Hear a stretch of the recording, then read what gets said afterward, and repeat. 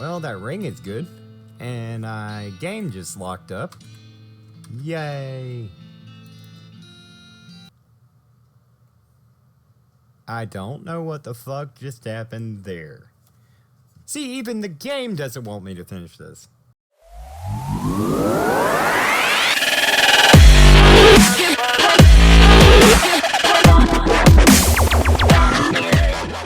What's up, guys? Welcome back to Fender Control Gaming. My name's Doug, and this is, once again, West of Loathing.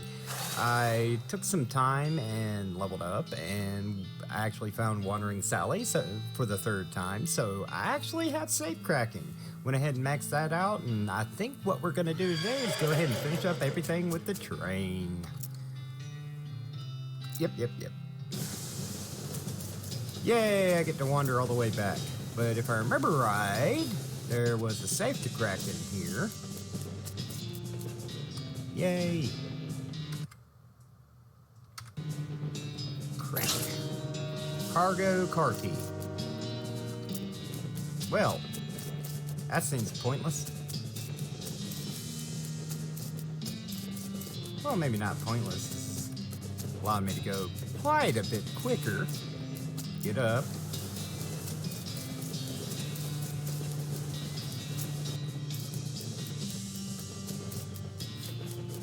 Okay, who's left to talk to? Oh yeah, this guy is totally pranticking, which is a word I just made up that means ranting in a frantic panic. Everyone else is ignoring him as hard as they can.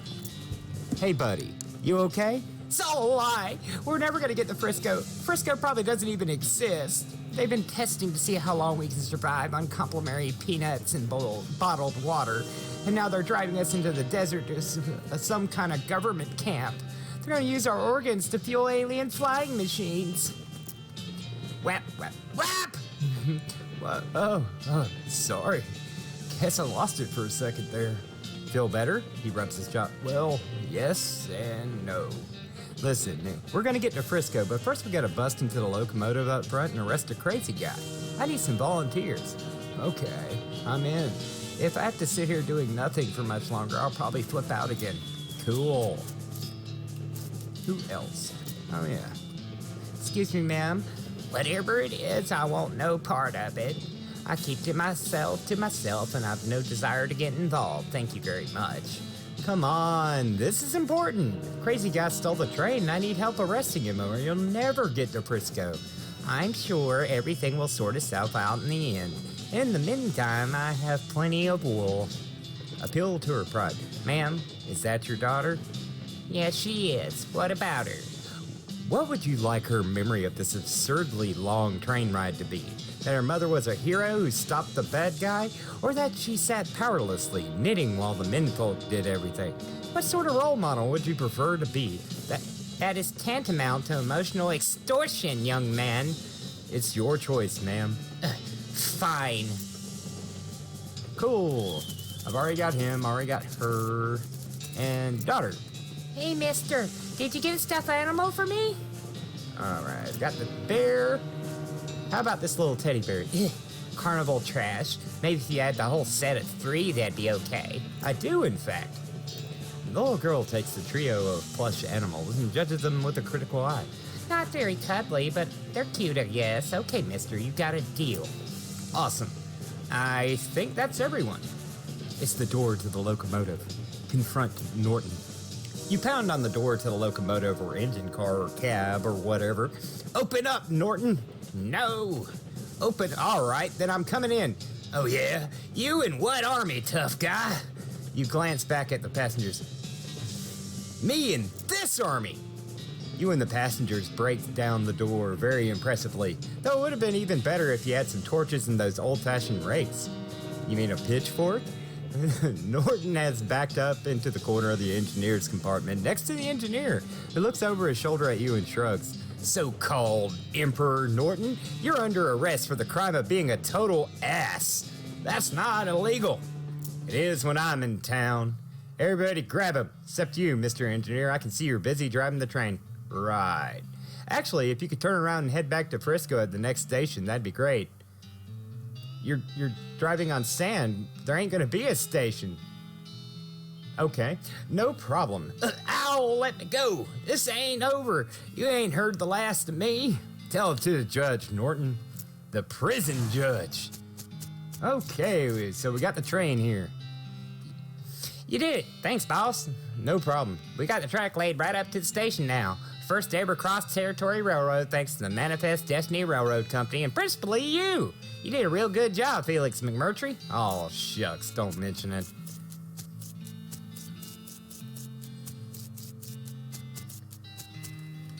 Yay. Looks like somebody on that train got a job as a protectionist. Would you like to watch this movie? It's free because movies have only recently been invented and nobody has figured out how they can charge for them yet. Note, doing this will not change anything about the world or your character. When this cutscene is over, you'll still be right here and you can keep playing if you want. Oh, final cutscene? I'm not ready for this to end. Okay, what's left? There has to be something else left to do. I know I still need to finish the Vibrato stuff. So, what I had done as I was trying to level up is I spent some time wandering around, get a couple more things out here. So, let's just go this way. Let's start with Fort Unnecessary. Should be there's a portal here. That key-shaped El Vibrato device hums as you approach the floating window and peer through. Through it, you see a busy city street. Metal vehicles you can't identify move past at unimaginable speeds, though the window is thankfully far from the road they travel. Every 15 seconds or so, a strange metal and glass rectangle about 6 inches by 3 inches falls past the view of the window and you hear a man's voice shouting, "Grab!" Let's grab the rectangle. You snatch the rectangle and view through the window is replaced by static. I stole somebody's iPhone.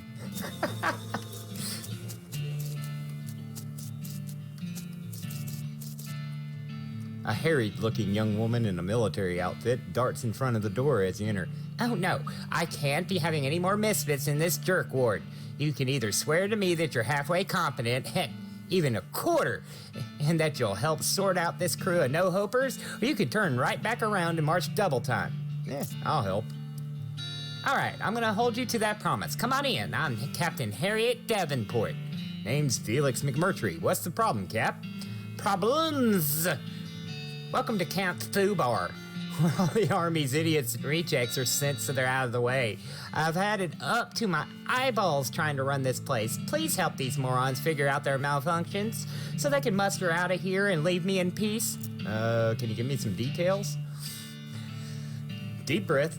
You'll need to talk to them individually for more information, but the brief is, we got a scout who's blind as a bat, a cook who can't figure out how to make corned beef hash on toast, shit on a shingle, a guy who can't load and fire a cannon without blowing it up, or maybe shooting backwards, a guy who somehow, and I can't for the life of me figure it out, is too bow-legged to ride a horse, and a kid who was sent here because he can't figure out how to tie a bow tie. Oh, and just to put the icing on the cake, we have infinite goblins living in our storage shed. Wow. Okay. I begin to see the scope of your complaint. Pal, you just ain't whistling Disney. So what do you do to get sent here? You can hear her teeth grinding as she growls at you. Do not ask. Okay, well, I'll just have a look around then. This guy squints real hard at you as you approach. Howdy. Do I know you? Your fuzzy silhouette doesn't seem familiar. Nope, just passing through. What do you do here?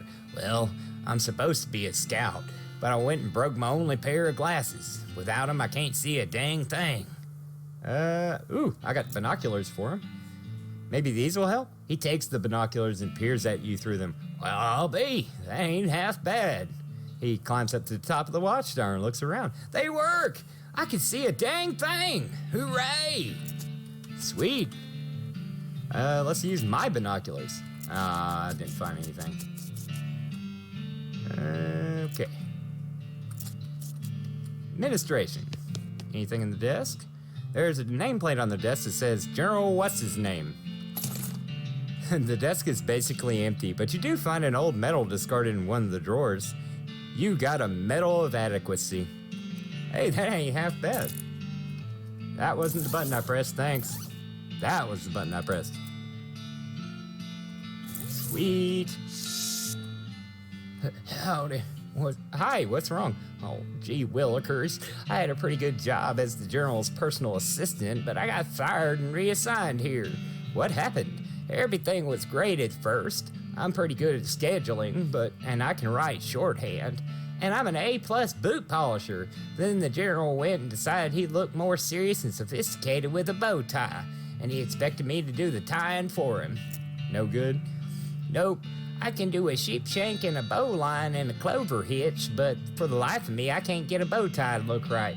The General sent me out here with one to practice on and said not to come back till I got it. Well, look, I actually have 45 moxie. Okay, here. Grab the two ends like this, right?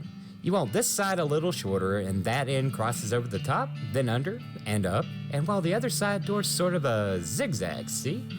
Then you bring the upper bit straight down and back around, and it falls under there. And then you pull them tight. Got it? I think so. Let me try it. The two of you go back and forth a few times until he finally gets it right without poking himself in the eye. I think I got it. Thanks a lot. Wait till I show the General. He runs out of the building waving the bow tie in the air. Yay, I did one.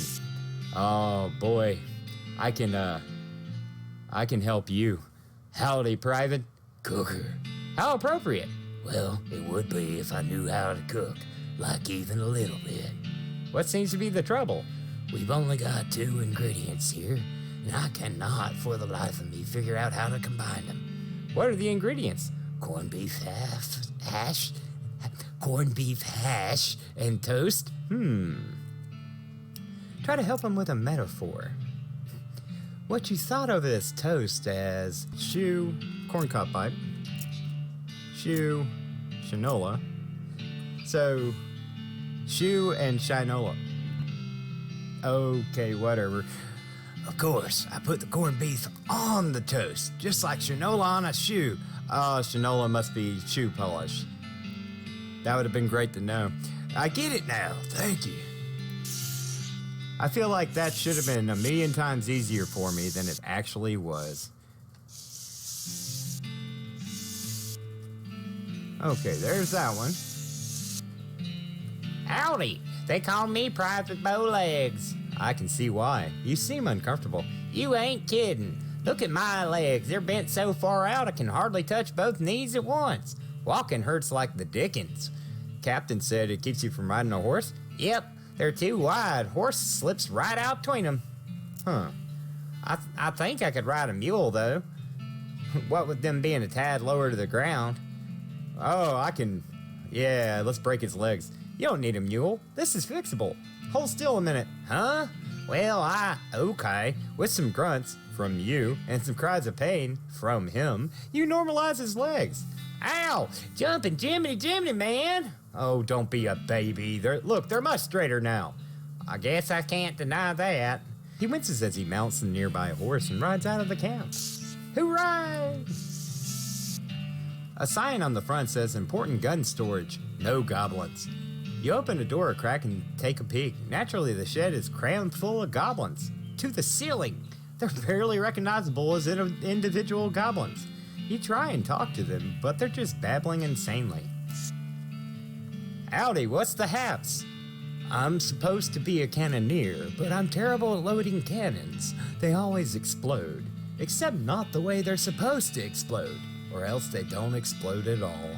Huh. The only time I ever got one to fire right, the cannonball knocked my sergeant's hat off and he was standing behind me. I still can't figure out how that happened. So they assigned me to this loser squad and said I can't report back for a proper duty until I figured out how to load a cannon right. Hey, I got a book to help with that. Well, let's see. Flips through the pages, which have big numbered diagrams. Oh, you take the stick back out before you put the cannonball in?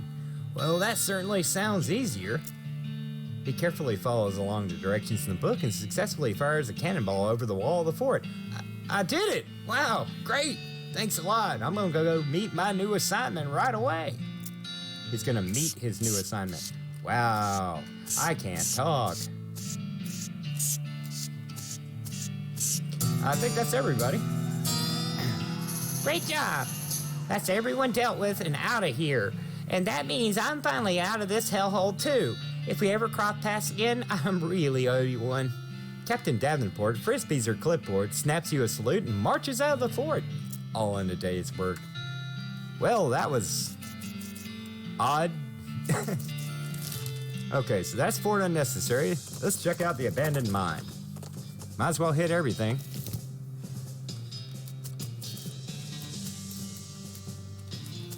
What we got?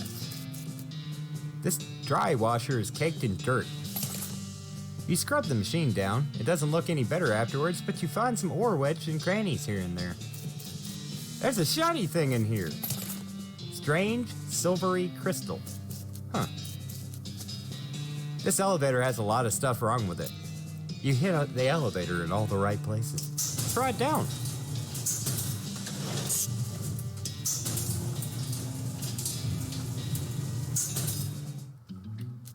Ooh, first aid kit. Birthing breeches? Okay.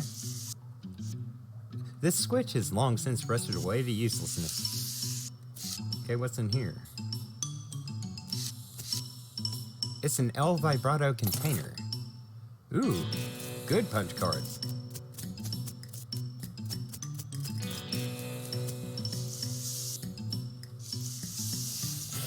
Hey, snakes.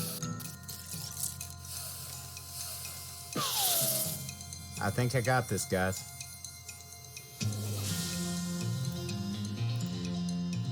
I mean, I touched the necromancer and killed him. What are y'all gonna do?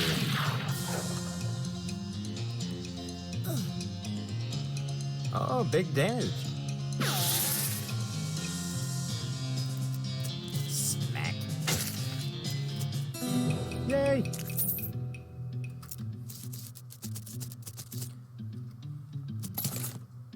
Mind-splaining bonus. Bean iron.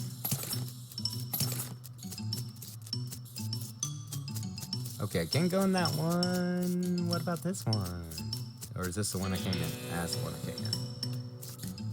Next. Broken cart. Ooh, more bean.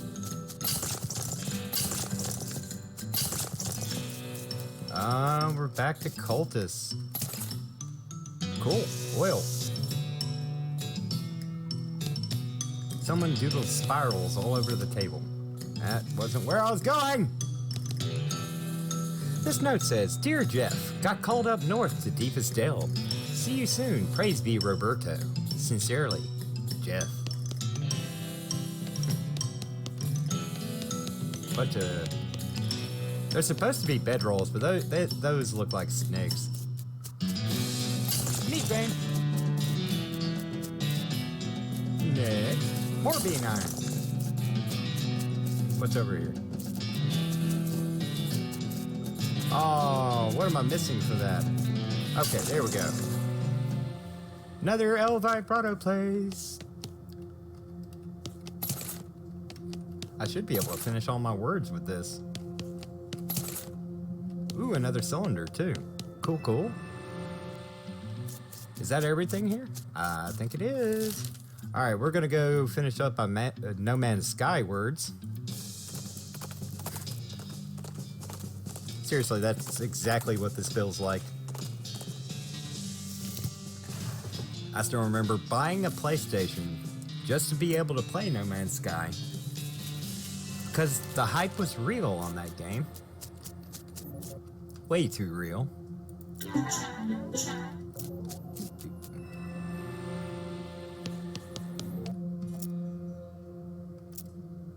Okay, let's finish up. Insufficient corruption time squeezer. That's an interesting word. Initiate municipal. Reactor Binkin. Nothing else to learn from that kind of card. Okay, well, I have learned the entire El Vibrato language. Alright, what's next? Already been to the last custard stand. Let's check out the jeweler's cabin.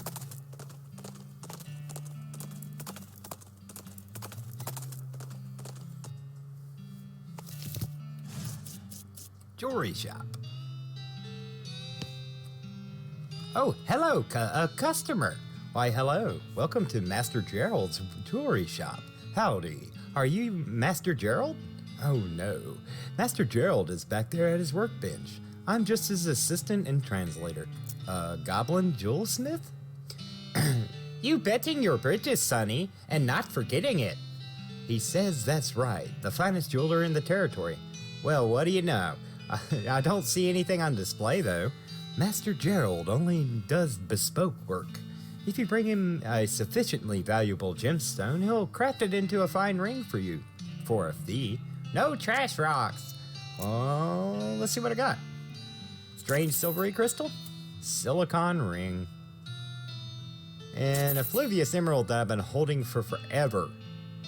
Bah, olive, trash, and garbage being. Master Gerald apologizes, but there's nothing here he can work with. Oh, this appears to be their dining table, but they've left out a stack of magazine. Stack of magazine. For customers to look at while they're waiting. They're all in Goblin, though. Most of them are Goblin celebrity gossip, and the crossword puzzles have already been filled in. Hey! Power flusher. This one again? Welcome back. Have you brought any gemstone that you would like Master Gerald to craft into rings for you? No, I haven't. Next. The rent-a-mule. I imagine this is where you get a mule for the private. Couldn't ride a horse. This year's model.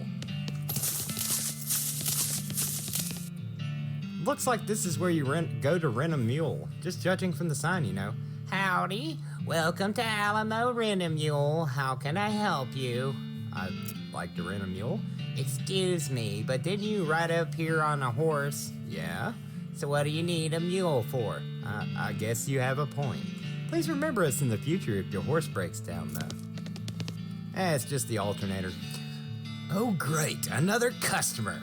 As if I didn't have enough to deal with already. What with the paperwork and the heat and the mule bites? And someone keeps stealing my lunch out of the employee icebox. And my trick knuckle is acting up again? Gosh.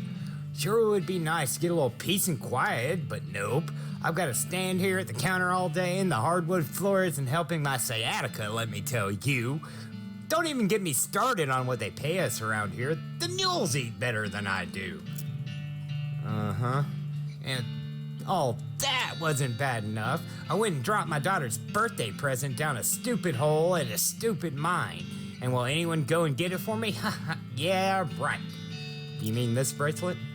Wow, thanks a bundle. It's a real tragedy there are so few selfish and kind-hearted people like you in the world willing to do a hugely dangerous favor for a total stranger without any expectation of a reward. Yeah, sure. Complaint department. It lists a bunch of features you can pay extra for when renting a mule. Fuzzy dice, getting kicked insurance, self-kicking tires, butt muffler. I know a few people who could use a butt muffler. Now, let's go to Holloway's Hideaway. Off the trail's shoulder, you see some ancient petroglyphs carved into a rock. They seem to translate into my last or S. Speak to the one that's alone. Intriguing.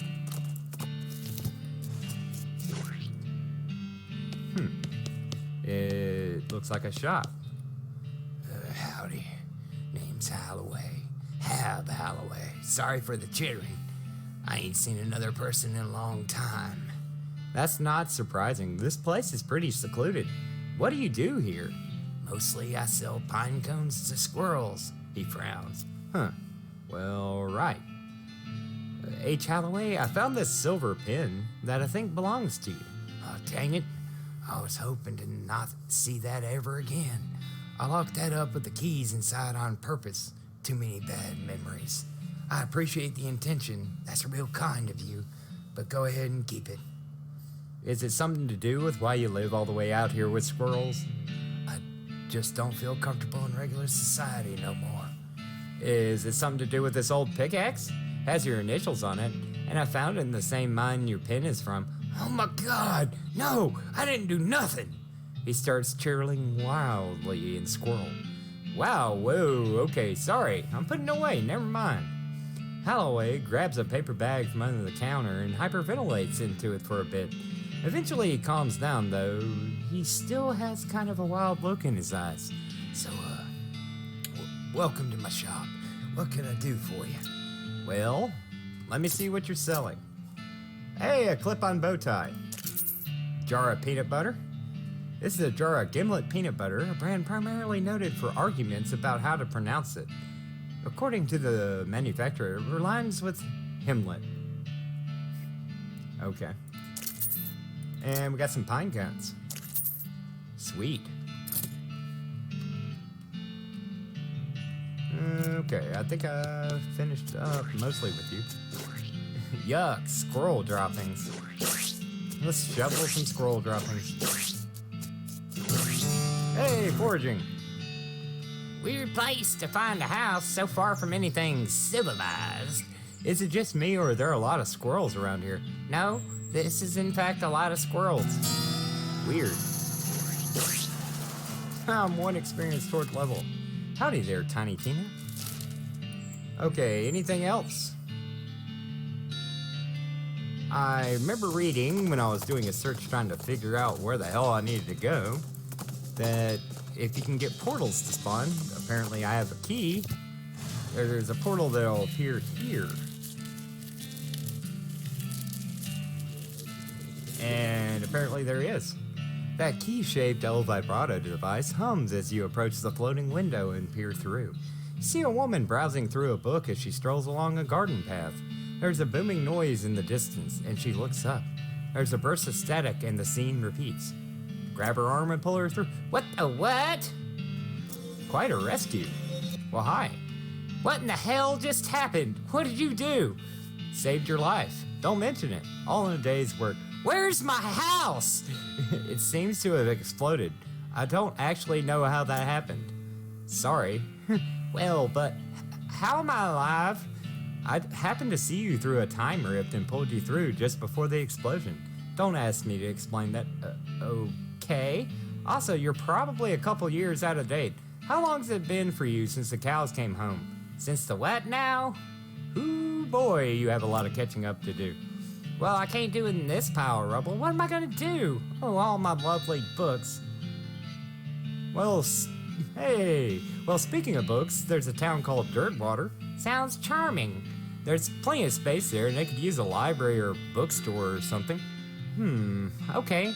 I suppose it's better than living in a crater, and some of these volumes look salvageable. All right, I'll head there directly. Well, that was odd. Okay, that's what that was.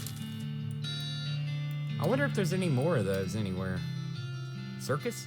Can I finally do something at the fucking circus?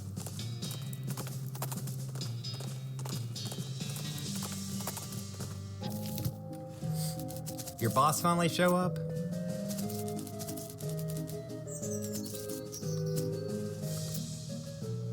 Stage show ain't till later.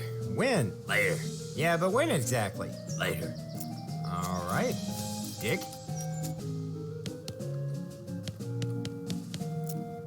Ask a question.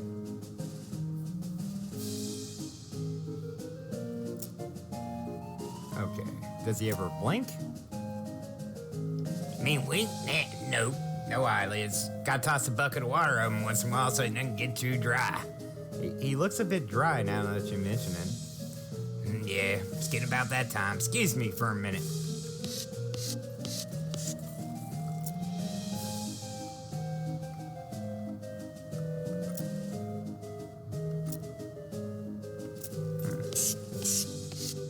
Can I go back here now?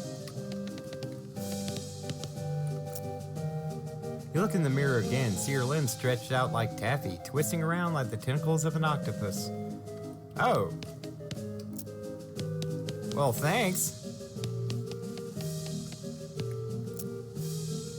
Swallowing hard, you approach the mirror again. Not only is the clown you gone, you don't show a reflection at all. Okay, that's interesting.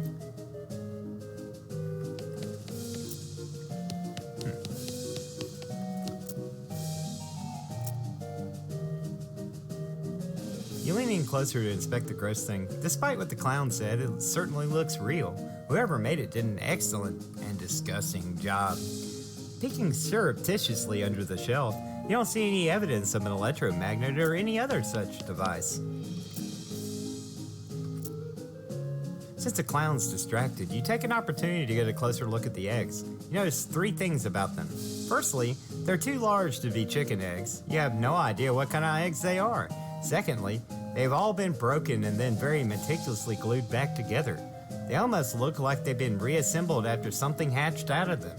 And thirdly, one of the eggs features a pattern of red triangles that you recognize. It's the same as the clown version of yourself that you saw in that mirror earlier. You quickly step back as the guard clown returns. He gives you a fair amount of side-eye, but doesn't say anything.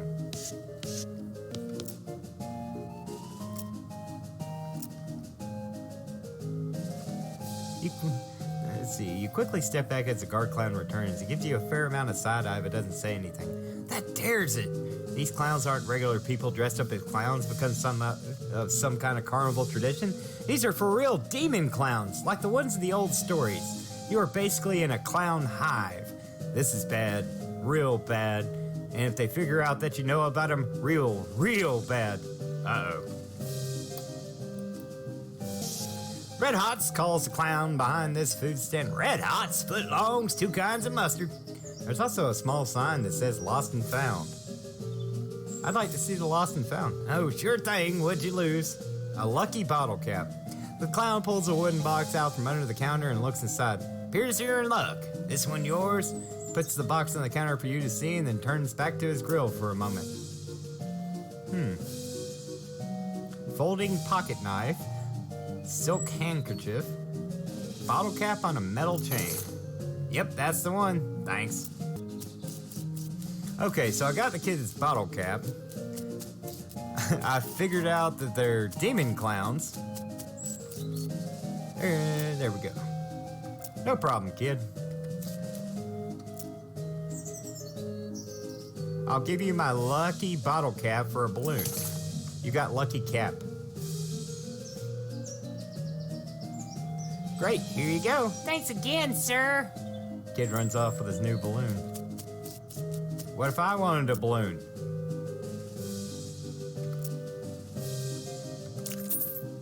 Cool. Balloon.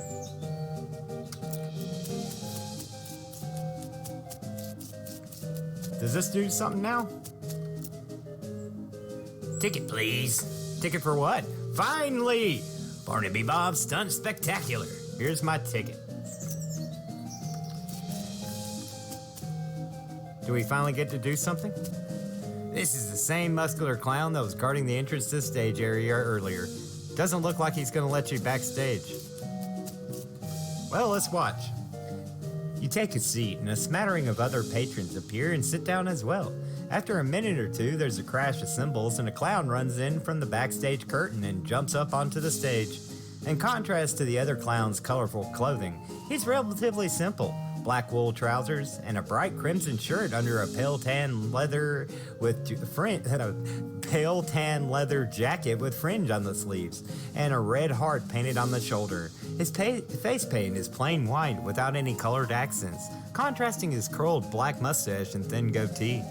A snappy silk top hat with a rakish tilt tops off his outfit. He drops his hat and bows with a deep theatrical flourish, and the small audience claps politely. Clap. Thank you, ladies and gentlemen, thank you. And welcome one and all to Barnaby Bob's perfectly normal traveling circus sideshow. I hope you've been enjoying the attractions and distractions of our little traveling carnival. And now it's time for our star performance, the main attraction. Ladies and gents, put your hands together for... A loud drum roll starts as he gestures to the curtain, and then the cymbals crash again. The clown puts his hat back on with a chuckle. Me, Barnaby Bob. Applaud.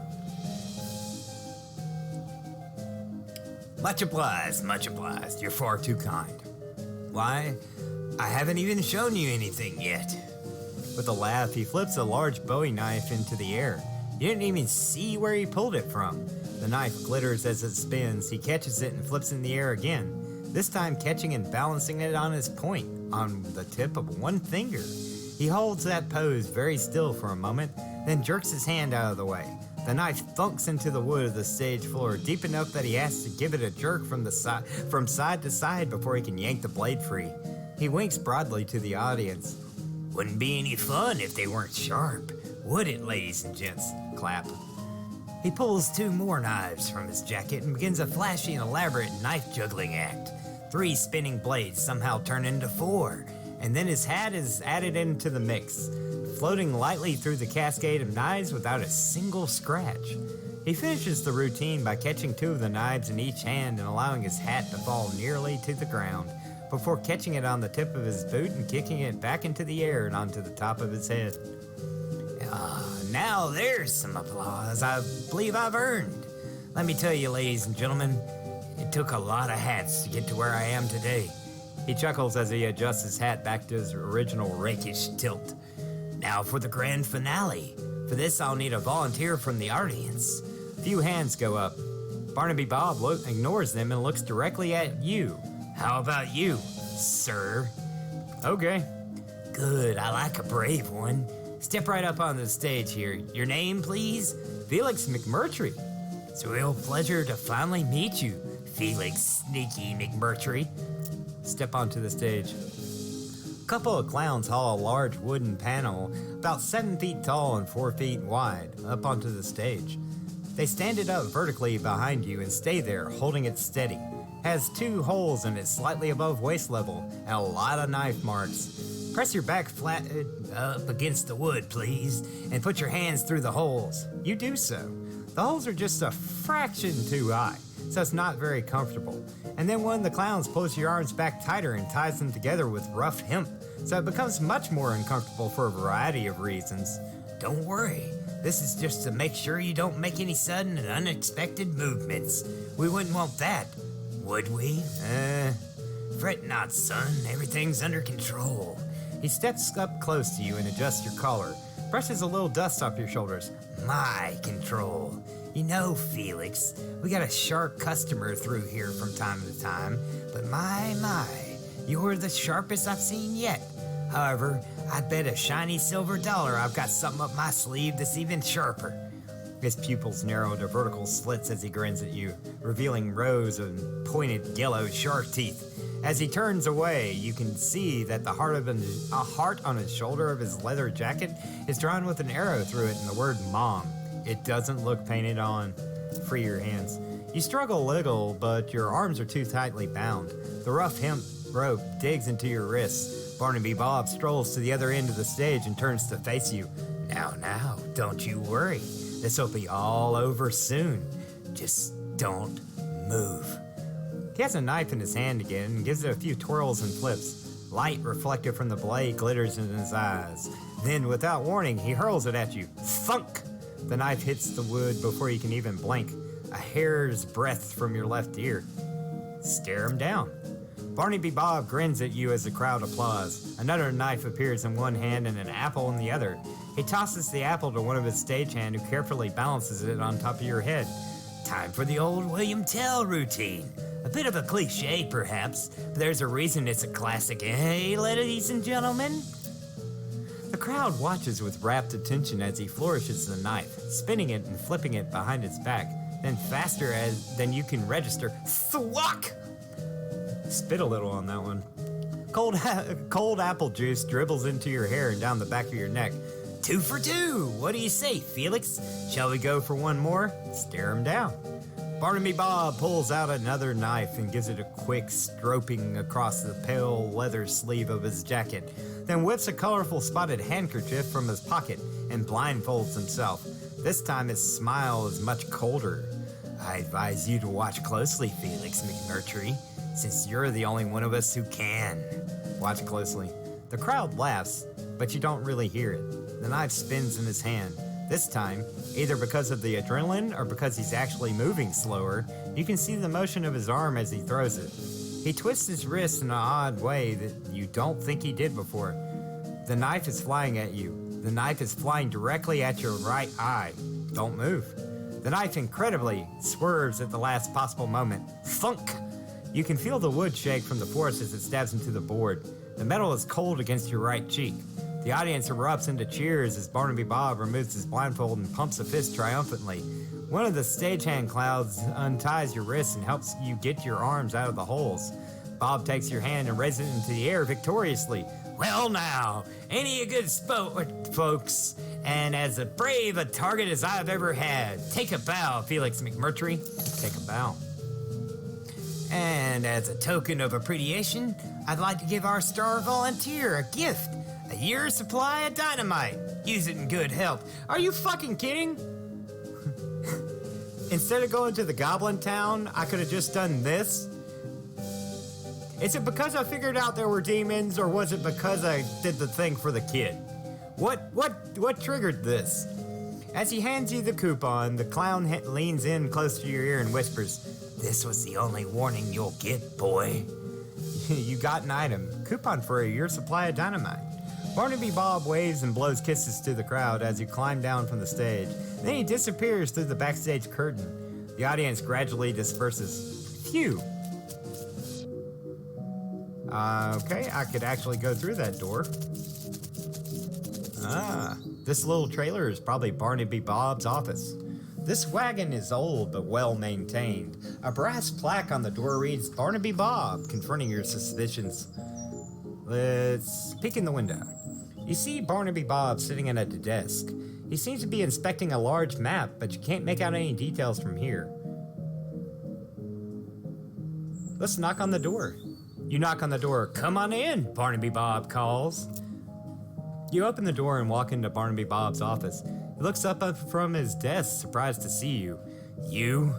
Here I thought I made myself perfectly clear the last time we met, and yet you knock politely and walk straight into the lion's mouth. You are either extremely brave or extraordinarily foolish, boy. Both, I might hazard to guess. I've got some questions that need answered." "And you think I'm going to answer them? If I didn't find you amusing, I'd have vanished you off the face of this earth for what little you know already." I appreciate that, but I can't just leave this situation unresolved. What curiosity did to the cat is going to seem like a Sunday picnic compared to what I'll do to you if you anger me, boy. Go ahead and ask your questions, but bear in mind, I already gave you fair warning. What are you doing here? Straight to the heart of the matter. Well now, I had you pegged as a clever one, so why don't you tell me?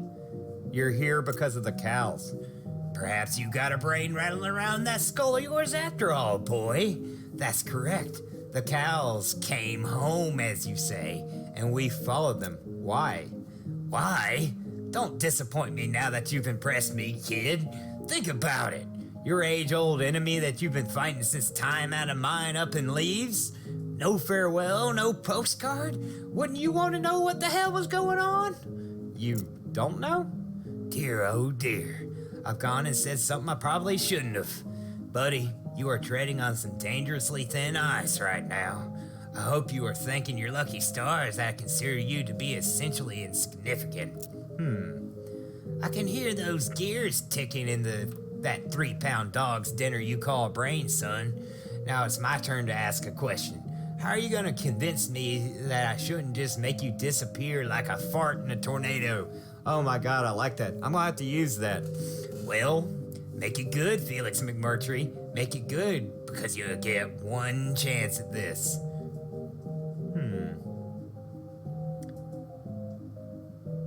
I have friends in high places. Dangerous friends. Don't you dare try to bluff Barnaby Bob, Sonny Jim. I can smell your dreams from here. I know more about you than your own mama does. If you play your cards right, you might have a decent future, Felix McMurtry. Right now, you are nobody, and I'm no more afeard of you than I am of a cockroach. But it's rare that I get to have such a diverting conversation, so I'm going to be merciful. I'll allow you to leave here standing on your 2 legs, but you will not be returning. If I ever see your face again, boy, I'll nail it to my wall and put you to work as the newest member of my freak show. He calls for the guard clown and has him escort you back to the midway. You end up face down in the dirt outside the stage entrance. Better stay out of there. You got Barnaby Bob pretty steamed. God damn it. I bet there was something cool there. I picked the wrong thing. Your old vibrato device bleeps, and you follow the signal. Because of course you do. Why wouldn't you? The one reason you might not is it led you to a hulking robot that could easily pound you into scrap. I seriously doubt that. Bet I can kill it. Yep. I could have killed it without doing anything. Hooray! Okay, anything else special here? This is the first thing with the old vibrato, if I remember right. Hey! A chest came out of nowhere.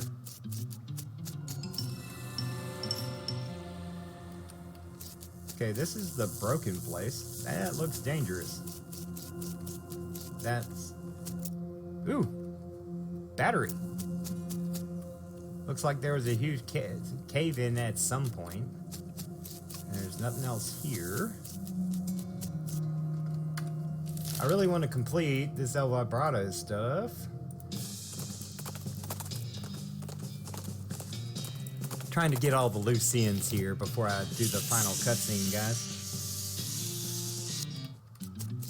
Do I still have the flowers equipped? I guess so.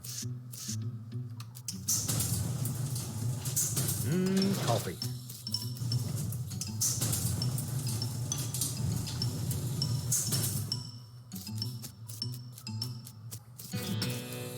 The stupid walking is still hilarious. Climb down.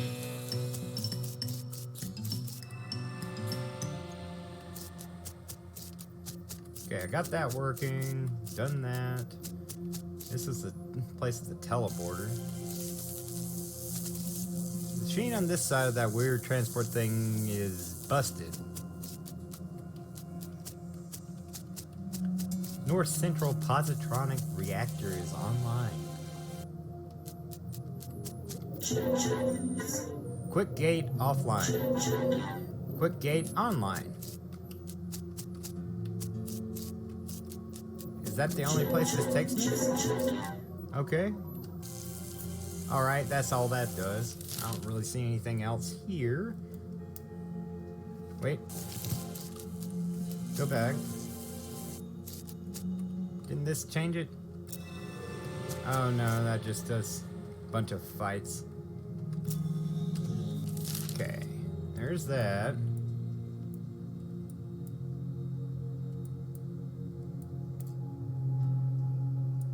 Snake pit mine?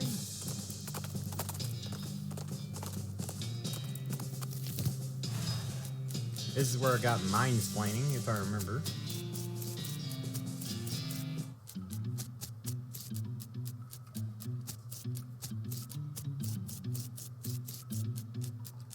Hey, old vibrato thing. More scraps and a punch card. Soup stock load.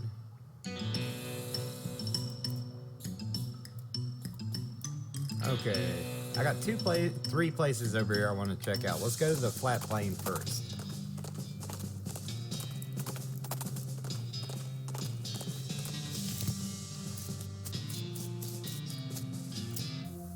Took 30 moxie to come down here. There's that. Cool, I got a rod. Primary terminal. Select secondary terminal. Weather adjustment terminal. Increase the weather adjustment machine powder. Primary terminal. Local power. Select local power destination. Roberto containment. Select local power. Extraterrestrial auditory beacon. Select local power. Local power term. Okay. Vibrato containment. Leave the terminal. Okay, that's different. Let's go to the deepest delve mine.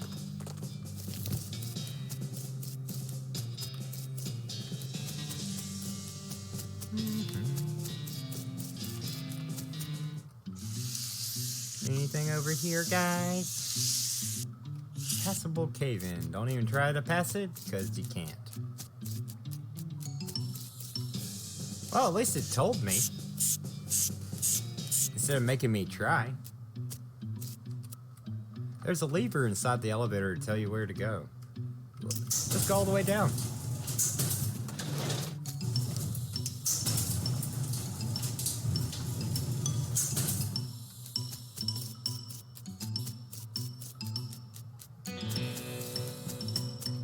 Oh, Vibrato. Control Center. West Roberto Containment. Power online. Shaft goes down. That's weird. East Roberto Containment. Power offline. Huh. So there has to be something else to mess with this. Leave the terminal. Maybe Curious Falls Mountain?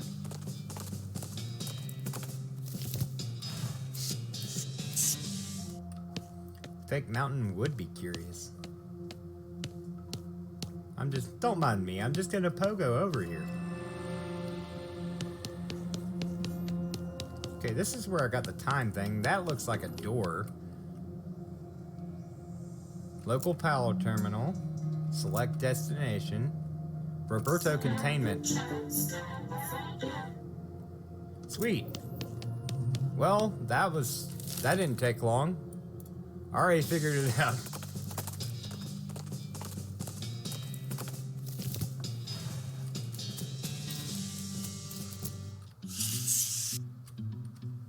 Level 4.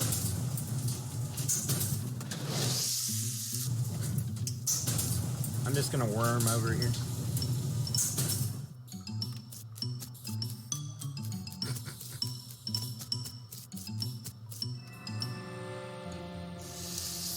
Alright, now that there's power on both sides, is there something I can do?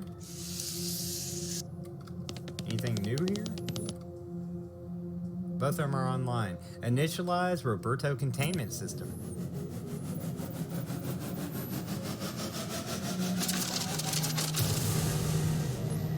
Whoa!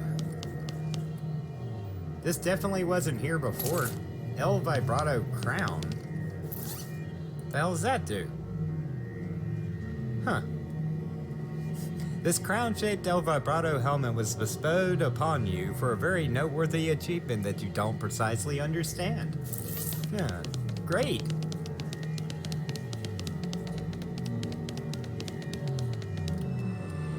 Well, I think I've done...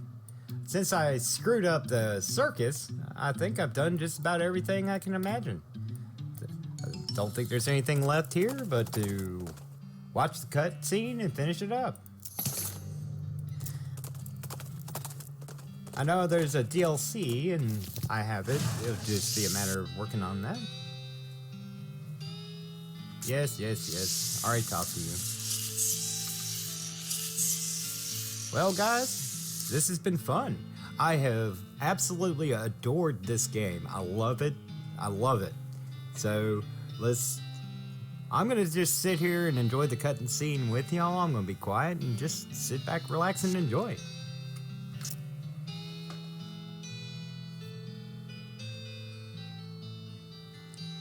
Or not, I'm gonna read it. Some folks say endings don't matter. But other folks, they like to know how things turn out, the consequences of their actions like. When the train's running again, Frisco thrived. People came from all over to seek their fortunes. But thanks to you, they didn't have to do it while on fire because some cow attacked their wagon.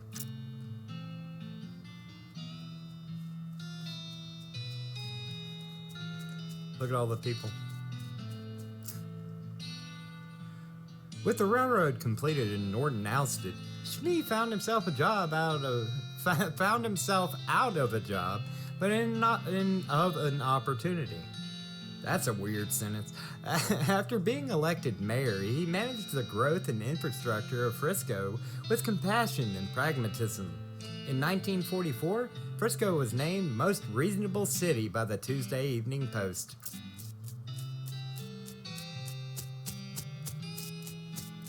Those are some heavy footfalls. What up, Smee? The idea of city life didn't appeal to Susie much.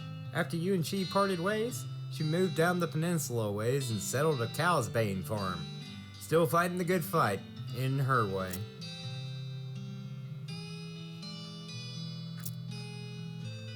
After she finished getting the bakery boys up and running, Louise moved to Frisco and opened her own shop specializing in artisanal breads and pies. Unfortunately, after some unknown vandal kept breaking in at night and destroying all the pies, she had to switch to a breads-only business model. But, come on girl, you gotta have a pie safe. Thanks to your assistant, Hobart Burpard got the photography bug. Or should we say, the photography owl. Anyway, he opened an art gallery so the citizens of Frisco would never again have to suffer from the inability to see pictures of owl skeletons whenever they wanted. Kurtz left the fort and set up shop in Frisco. His fitness group skyrocketed in popularity. The growth was entirely due to word of mouth, because the first rule of Kurt's Fit is that you cannot stop talking about Kurt's Fit. Kurtz till it hurts.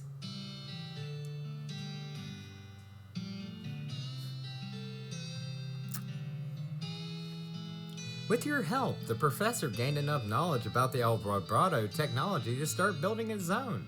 He opened a very successful consumer technology store in Frisco, and for decades people spent all their time staring at little computers in their hands instead of talking to one another.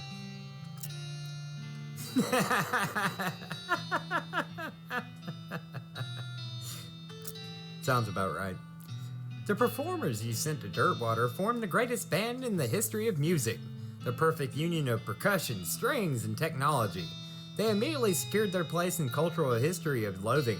Their songs were innovative, their stage presence was spectacular, and the liner notes on their albums were extremely clever and interesting.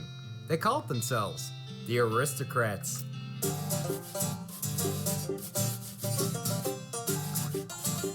So that's what happened to the auditory nuisance thing. I wouldn't have predicted that. Cool. Buffalo Bill retired from the killing trade and made a killing open up a restaurant in Frisco. Buffalo, wild wings. You solved all of Redwood's problems. With the increase in morale and civic resources, they were able to clear the weeds from the road and fix the well and the broken hitching post. There was even enough left over to give the mayor's office a new coat of paint, refresh the facade on the buttery biscuit, and add a second story to the bunkhouse.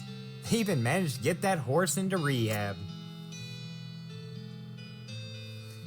Doesn't it look nice? Rehab horse. Chuck continued to run his blood and breakfast without incident, accident, scandal, or allegation for many years. You win 4 of their reenactment scenarios at Fort Memoriam. They still talk about you. Remember when that Felix fella came through here? Yeah, he was really good at the game.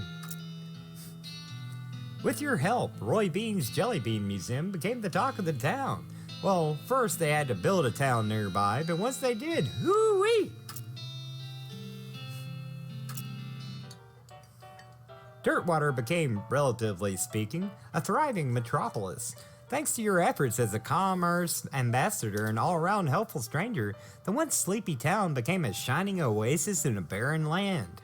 Every man, woman, and child in the town knew your name. They even put up a little plaque with your name on it in your old room at the Jewel. Little did they know.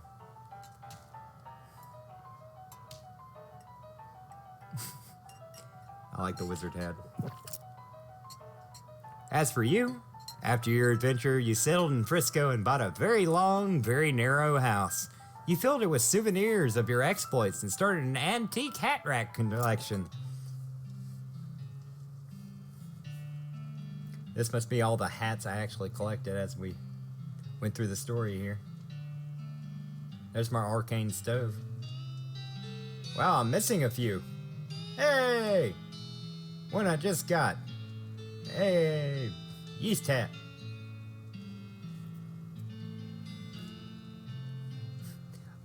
My bones. In 1906, all the remaining cows in the West were simultaneously activated by some kind of signal from hell. They thundered east, forming a gigantic single-minded herd. Led by the infernal sadist Duke Bovicus, the cow army thundered east toward Dirtwater. Fortunately, a gang of rodeo clowns swept in at the last minute and slaughtered the herd just before it reached Dirtwater. Unfortunately, all the townsfolk of Dirtwater had a hard time sleeping for pretty much the rest of their lives. Seriously, it was a grisly sight. Thanks to your cleverness, the world is not destroyed 420 years later. On the contrary, it remains undestroyed for millennia. Future generations don't know that they should thank you, but they definitely should. Hey, it's where I sealed Roberto. 420. Awesome work, guys. This game has been absolutely amazing. I freaking love it. I really want to thank all the developers and the people who created it. Thank y'all for watching me play it and listening to my really, really terribly done voices. Again, thank you for watching. I plan on picking this back up and finishing off the DLC, but for now, I'm happy we made it through the whole story. We got the ending. Thank you guys for watching. If you liked it, hit the like button, hit the big thumbs up there, subscribe to the channel if you haven't, and I truly hope to see you in the next one.